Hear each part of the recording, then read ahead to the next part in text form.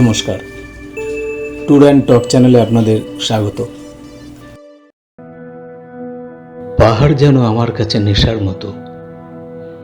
পাহাড়ের হাতছানি উপেক্ষা করা আমার পক্ষে অসম্ভব হয়ে দাঁড়ায়।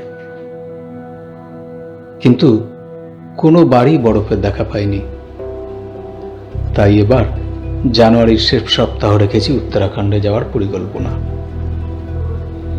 আমরা 5 বন্ধুর পরিবার মিলে মোট 13 জন যাত্রা করলাম উত্তরাখণ্ডের চামোলি জেলার এক অল্প পরিচিত স্থান আওলিতে। কলকাতা থেকে ট্রেনে হরিদ্বার থেকে একটা 13 সিটের বাস নিয়ে সোজা যোশীমঠ, রাত্রিবাস সেখানে। পরদিন সকালে গন্তব্য আমাদের স্বপ্নের রাজ্যে।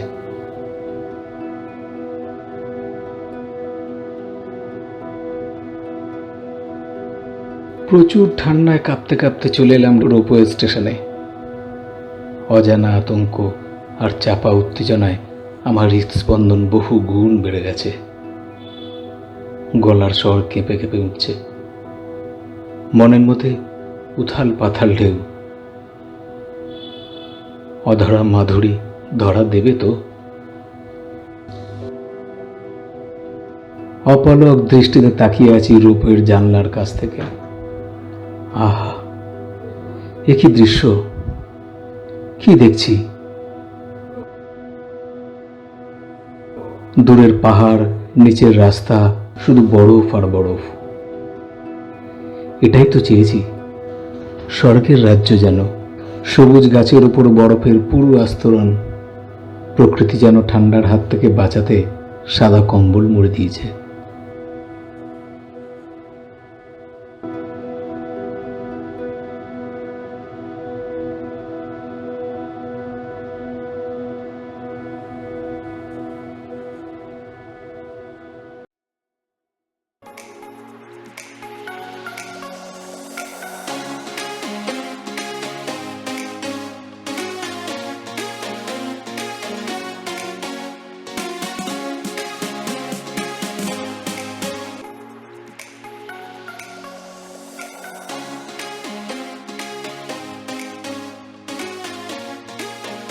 সমুদ্রপৃষ্ঠ থেকে মাত্র 9200 ফুট উচ্চতায় আওলি। প্রকৃতি তার রূপ, রস, গন্ধ, বর্ণ সব যেন উজাড় করে ঢেলে দিয়েছে।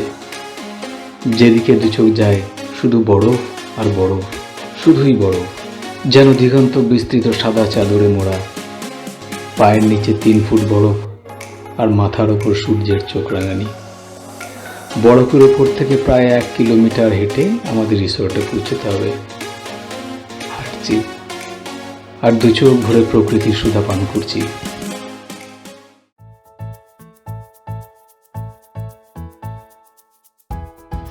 আমরা এখন আওলিতে বরফের উপর দিয়ে হাঁটতে হাঁটতে এগিয়ে চলেছি। চারিদিকে শুধু বরফ আর বরফ, দেখে মনে হয় যেন ইগলু। অসাধারণ, অসাম। এজন্যই আওলিকে ইন্ডিয়ার সুইজারল্যান্ড বলা হয়।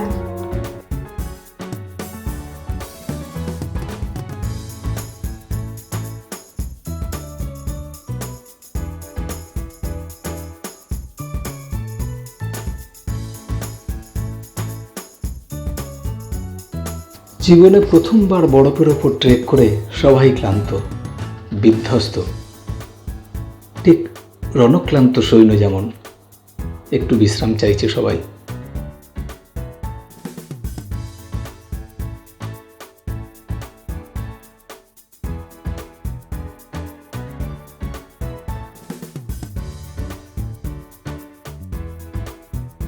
বরফের ওপরে হাঁটতে গিয়ে কম বেশি সবাই পড়েছে, কিন্তু এ বরফ ভেজা তুলোর মতো। ব্যথা লাগার কোনো সম্ভাবনাই নেই, লাগেও নি। বরং দ্বিগুণ উৎসাহে চলতে থাকে সবাই।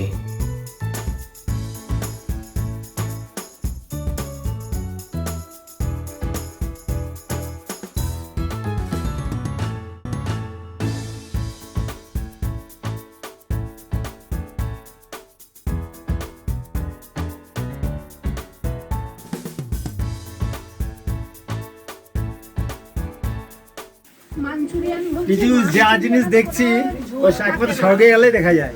স্বর্গ ছাড়া এই জিনিস স্বর্গে ছাড়া এই জিনিস এই দৃশ্য দেখা যাবে না। সেটা তুমি যেভাবে ভাবো।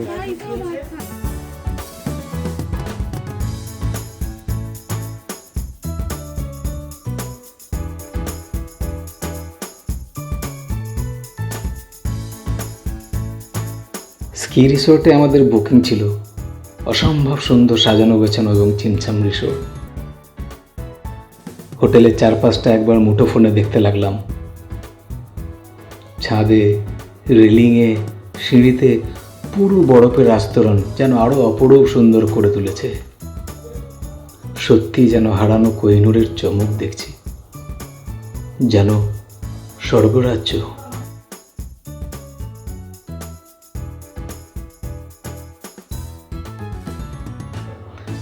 মনে হচ্ছে সদ্য যৌবনা এক লাস্যময়ী সুন্দরী এই প্রেমিকের হৃদয়কে ভেঙে তছনছ করতে চাইছে।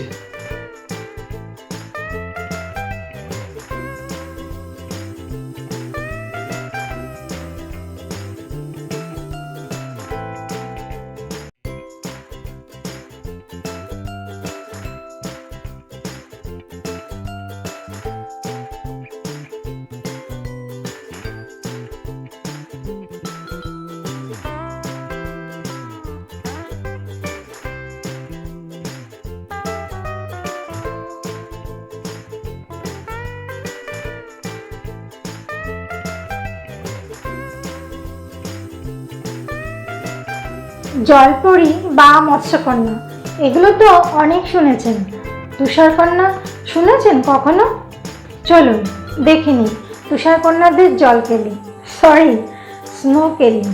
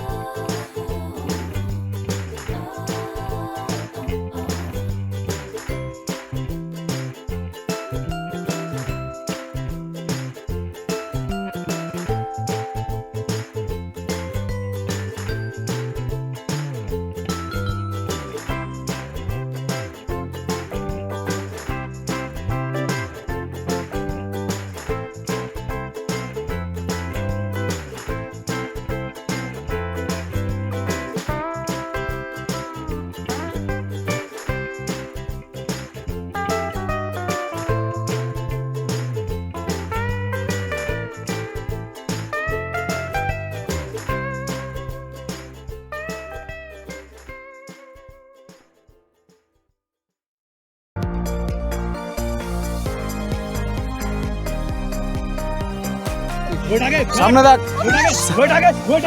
সামনে দেখ তুই।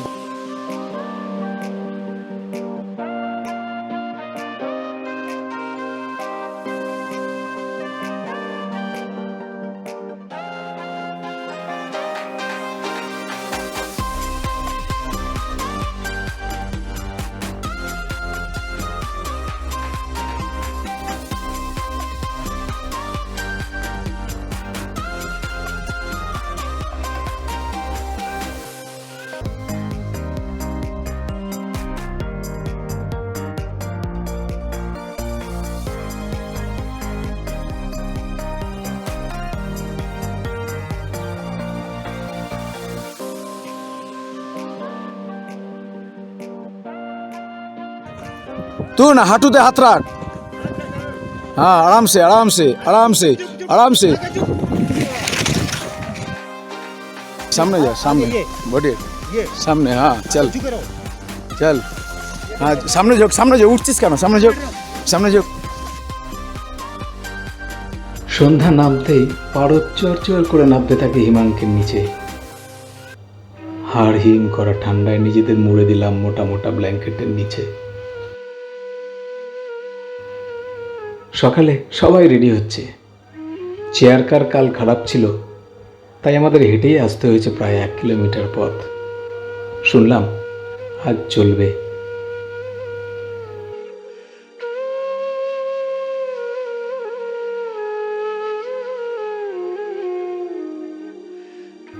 যাই একবার বরফের উপত্যকাটাকে দু চোখ ভরে আবার দেখে আসি।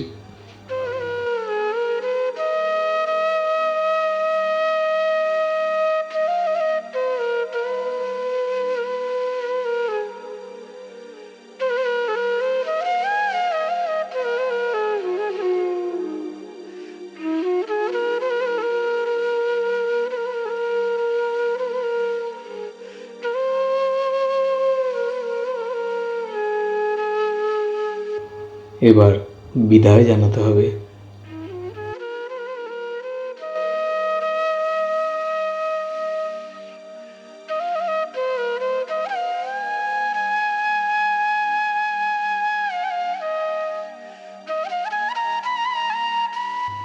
মনটা ভারী হয়ে আছে। যে চাপা উত্তেজনা নিয়ে কাল এসেছি, আজ ফিরতে হচ্ছে বিসর্জনের বেদনা নিয়ে। কিন্তু আজ তো বলা যাবে না আসছে বছর আবার হবে। কিন্তু এটাই তো কালের খেলা, কোনো কিছুই যে চিরস্থায়ী নয়।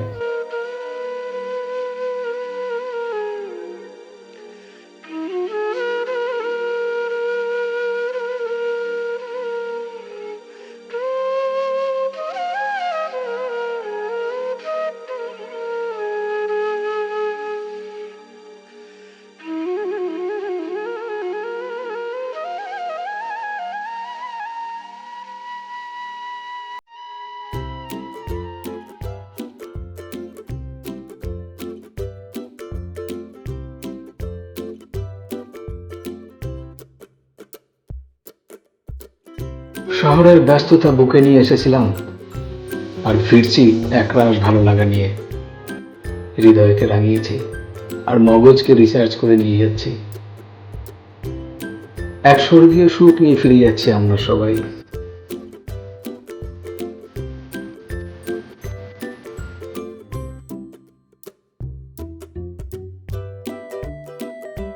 ফিরে আসবো আবার অন্য কোনো ভিডিও নিয়ে। ততক্ষণে ভালো থাকবেন, সুস্থ থাকবেন এবং ভালো রাখবেন। ধন্যবাদ।